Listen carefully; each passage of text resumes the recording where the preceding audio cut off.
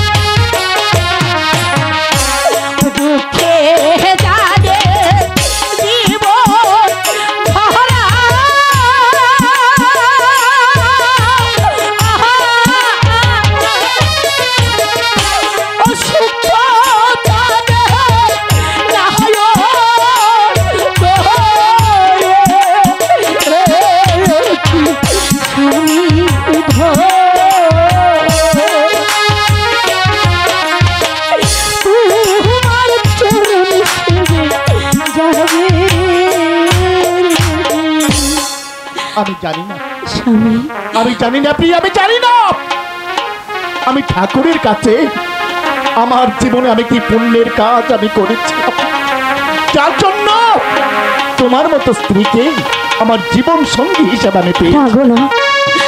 কথা বলে তুমি আমাকে লজ্জা দিও না, আমি তো বড় ভাগ্যবতী, তোমার মতো স্বামী পেয়েছি। আমি 3 দিন কেন, আমি যুগ যুগ ধরে না খেয়ে থাকবো, তবু ভগবান যেন তোমাকে খেজমত করার সৌভাগ্য দেয়। আমি গিয়েছিলাম মহারাজ রণজিৎ রাজার প্রাসাদে। মহারাজ আমার কান্না শুনে, অনয় বিনয় শুনে মহারাজ কি করেছে জানো? কি করেছে? ওই চৌধুরীর চন্দন বন দেখা যাচ্ছে, সেই চন্দন বন আমাকে দান করেছে। সত্যি বলছো? বলেছি এই বন থেকে কাঠ কেটে বাজারে বিক্রি করে তোমার জীবিকা রক্ষা করো। তাই তো দেখো কত চাল ডাল আমি কত কিছু নিয়েছি। অনেক কষ্ট হয়েছে তোমার, তাই না? তুমি কাঠ কেটেছ, বাজারে বিক্রি করেছো, চাল ডাল নিয়ে এনেছো। জানি না ওই ভগবান কতদিন আমাদের কপালে দুঃখ লেখে। বিপদে ধৈর্য হারাতে নেই।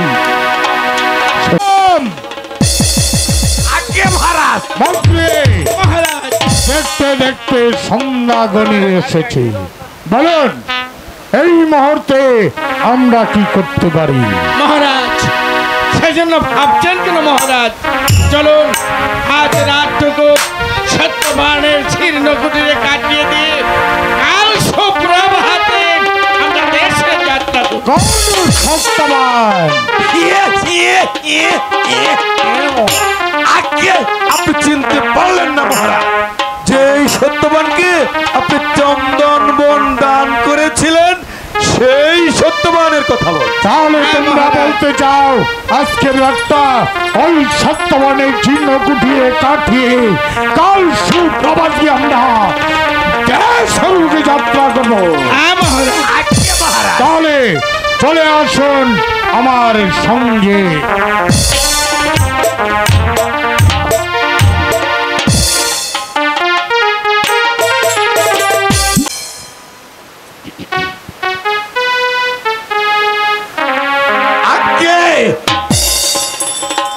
মহারাজ এবার ঠিক আছে, আর কত দূর যেতে হবে না? এই তো প্রায় এসে পড়েছি, আর একটু এগিয়ে চলুন। না তো আগে মহারাজ, তাহলে তুমি বলতে যাও এটাই সত্যবানের জীর্ণ কুটি? আগে এটাই তো হলো সত্যবানের জীর্ণ কুটি। বেশ, তাহলে ডেকে দেখো সত্যবান ঘরে আছে কিনা। আস্তে করে ডাকবো? আর ডেকে দেখো না। সত্যবান বাড়ি আছো? হে ও বেটা, বাবাজি, ও বাবা, বেটা। এই, আরে দেখো না কে যেন ডাকছে। কি হয়েছে? কে এসেছে? এত রাতে আরে দেখো না, কে এলো বলো তো?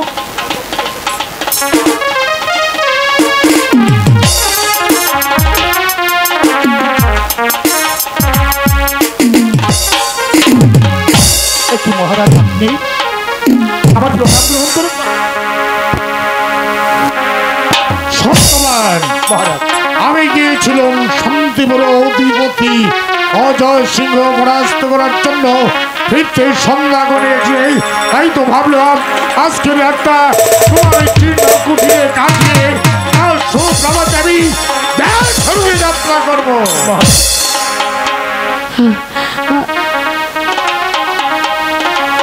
ওকে মহারাজ গো,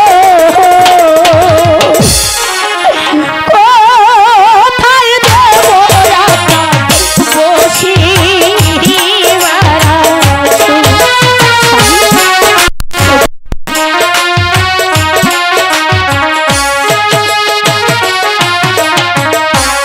ঘর রোজা নাই গো মহদে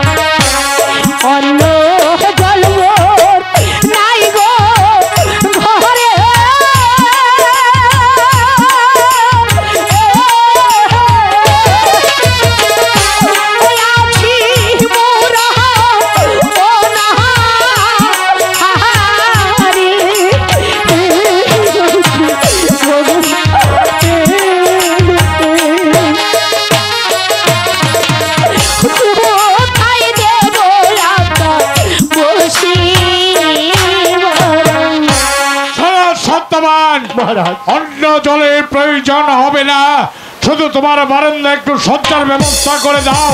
আজকের রাতটা তোমার এই বারান্দায় কাছে, কাল সুপ্রভাত আমি দেশ বলো এখন আমি কি করবো? বলছিলাম কি, ওই মহারাজ আমাদের কাছে ভগবান সমতুল্য। তুমি যদি অনুমতি দাও, আমার পরনের বস্ত্র ছিঁড়ি আমি মহারাজকে শয্যা পেতে দিতে পারি। তুমি পারবে? তুমি অনুমতি পারবে দেবে? প্রিয়তম, তুমি এত মহৎ কাজ তুমি করতে। অনুমতি দেবে? বেশ, তোমার পরিধানের বস্ত্র ছিঁড়ে মহারাজকে শয্যা পাতার ব্যবস্থা করে দাও। ঠিক আছে।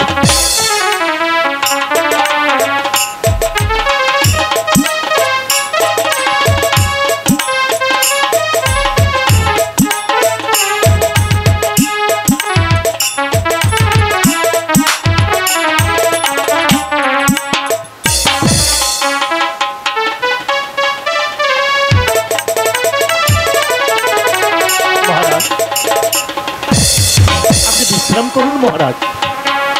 মন্ত্রী মশাই, আপনি সৈন্য সামন্ত নিয়ে ওই বৃক্ষের নিচে বিশ্রাম করুন।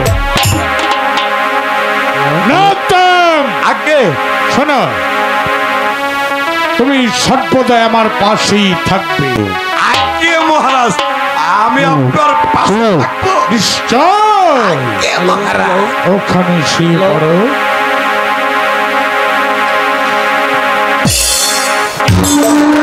উদরং সুষ্টং নিদরং ভ্রষ্টং মরণং যথং।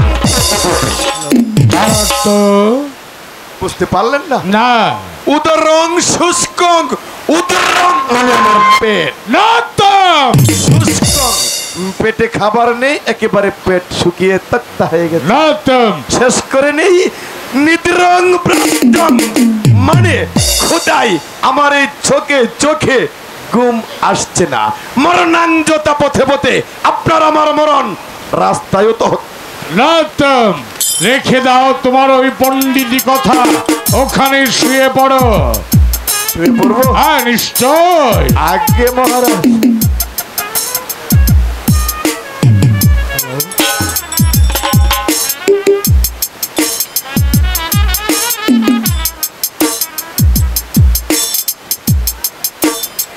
বাবা বাবা রে, আসতে বাবা বাবা, খুদাই আমার এই পেট ছু ছু ছু করতে আছে, ঘুম আসতেছে না। রে বাবা, ও বাবা, পেয়েছি। সত্যবানকে দেখে কিছু খাবারের ব্যবস্থা করি। বাবাজি, ও বেটা সত্যবান। জি গোসাইজি। ও বাবা, কিছু বলবেন? বাবা রে, আমার নাম নরোত্তম, কেউ বলে গুসাল, কেউ বলে পেটু চাকর, মানে আমার পেট বড় বিদায়। খোদাই পেট ছু চৌ চৌ চৌ করে খাবার টাবার আছে বাবাজি? খাবার যা ছিল সন্ধ্যা রাত্রিতে আমরা খেয়ে ফেলেছি। মুড়ি চানাচুর মিলবে না বাবাজি, বাটপারি মিলবে না, পরে বলো। কিছু মুড়ি চানাচুর আছে? আমাদের ঘরে যা ছিল সন্ধ্যা রাত্রিতে তা খেয়ে ফেলেছি। পান্থা ভাত কিছুই নেই, কিছুই নেই, কিছুই নেই, কিছুই নেই। শুরু করে যত সব।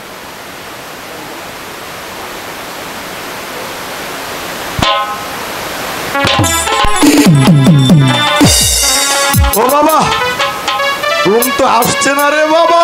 কি পেয়েছি, মা জননীকে দেখে খাবারের ব্যবস্থা করি।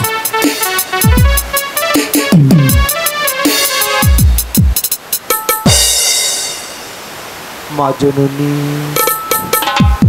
ও বেটি সত্যবতী হে মা। গোসাইজি দেখেছেন? মারে, খুদাই ঘুম আসছে না। তবে ঘরে কোনো খাবার আছে মা? খাবার? গোসাইজি আমাদের ঘরে জল আছে, কিছু বড় বড় বিচি কলাও নেই? না। জল খাবে? জল দেব। জল খাবার ছাড়া শুকনো খাবার নেই? যা সন্ধ্যা রাত জনে খেয়ে ফেলেছি। যা ছিল তোরা দুজনে খেয়ে ফেলেছিস। শুয়ে পড়, শুয়ে পড়, শুয়ে পড়। জ্বালিয়ে দিয়েছি, খেয়ে ফেলেছি, কিছুই নেই, যত সব। ও মা,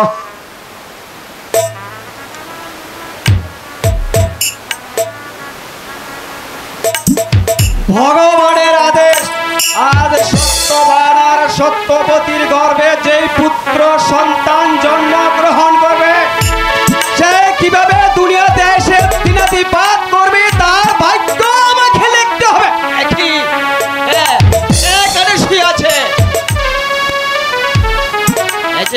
এই যে দেখছি রাজা রণজিৎ সিংহ। ও ভগবান, এবার আমি কি করব? কেমন করে তাকে ডেকে আমি যাব? না না না, তাকে ডেকে যাব না, তাকে আমি জিজ্ঞাসাবাদ করে তারপর যাব। মহারাজ, মহারাজ, ও মহারাজ,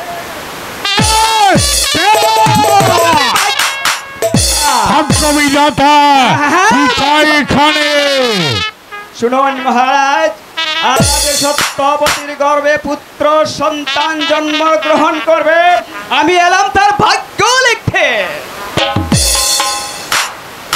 আমাকে যেতে দিন। তোমাকে আমি যেতে দিতে পারি, তবে এক শর্তে। হ্যাঁ, বলুন কি শর্ত? সত্যবতীর গর্ভজাত সন্তানের ভাগ্যে তুমি যা লিখবে, যাবার সময় আমার কাছে বলে যেতে হবে। উফ, এবার আমি কি করব? সত্যবতীর গর্ভের সন্তানের ভাগ্য না লিখলে যে আমার পাপ হবে, তাহলে আমি মহারাজের কাছে বলেই যাব। হ্যাঁ হ্যাঁ মহারাজ, আমি ঠিক করেছি, আপনার কাছে বলেই যাব।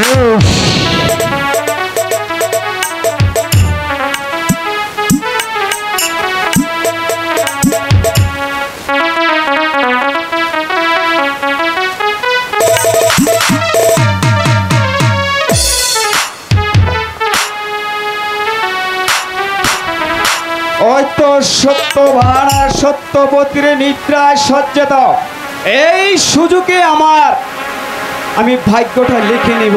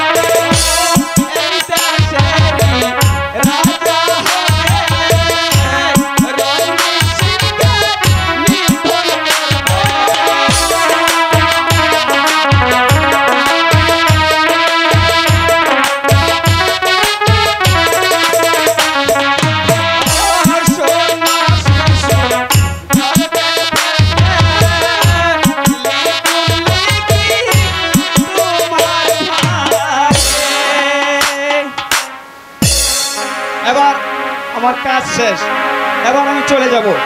আমি মহারাজকে বলেছিলাম আমার বুকে যা লিখেছি আমি কি বলে যাব, আর তোমার সত্যি করে বলে দিতে হবে। এবার আমি মহারাজকে ডেকে নিই।